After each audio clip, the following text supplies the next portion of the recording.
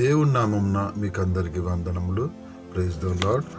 ఈరోజు వాక్యం వచ్చేసి యెహోషువ 1:8. ఈ ధర్మశాస్త్ర గ్రంథమును నీవు బోధింపక తప్పిపోకూడదు.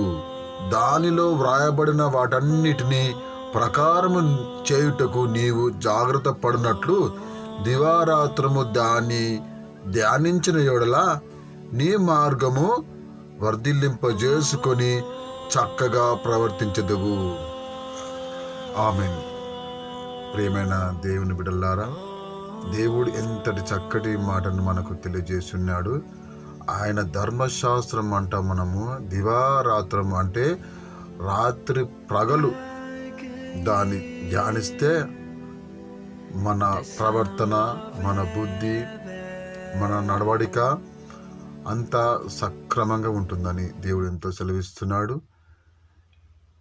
మీరందరూ దేవుని ధర్మశాస్త్రాన్ని ఉదయాన, మధ్యాహ్నము, సాయంత్రము సమయాన్ని వృధా చేయకుండా మీరందరూ కలిసి మీకు జ్ఞానాన్ని పెంచుకోవడానికి, మంచి బుద్ధిని ఇవ్వడానికి, దేవుడు సహాయం చేయడానికి, మంచి జ్ఞానంతో పాటు మనకు మంచి నడవడిక, జీవితంలో ఎలా బ్రతకాలో మన ధర్మశాస్త్రం అనగా మన బైబిల్ మనకు తెలియజేస్తుంది. అది ధ్యానించిన యెడల మనకు మంచి స్వబుద్ధి, మంచి జ్ఞానము, మంచి తెలివి, ఈ సమాజంలో ఎలా బ్రతకాలో మీకు నేర్పుతుంది ఒక బైబిల్ మాత్రమే. మనుషులు మనకి మోసపుచ్చే మాటలు మాట్లాడతారు, మనం మోసపుస్తారు, కానీ నిజమైన దేవుడు ఎప్పుడు మనం మోసగించాడు. ప్రియమైన కుమారులారా, ఒక్కసారి జ్ఞాపకం చేసుకోండి. ఆ బైబిల్ని మీరు ఎంత సమయం దొరికితే అంత సమయం మీరు ధ్యానించి చూడండి.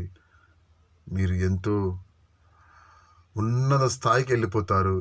మీకే తెలుస్తుంది ఓ రోజున, అవును బైబిల్ ఎంతో మహత్యమైనది, ఇది చదివిన వ్యక్తినే నా జీవితం మార్చబడిందని మీరు తెలుసుకుంటారు. నా ప్రియమైన కుమార్తెలారా, నా కుమారులారా, ఒక్కసారి జ్ఞాపకం చేసుకోండి.